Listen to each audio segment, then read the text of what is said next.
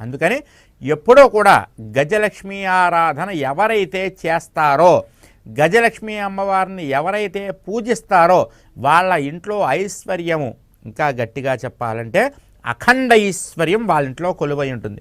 అందుకని మీరు చేయాల్సినటువంటి పని ఏమిటయ్యా అంటే, మీ ఇంట్లో ఎప్పుడూ కూడా 2 ఏనుగు బొమ్మలు ఉండాలి. చూసుకోండి, జాగ్రత్తగా పట్టుకోవాలి నేను మీరు చెప్పేది.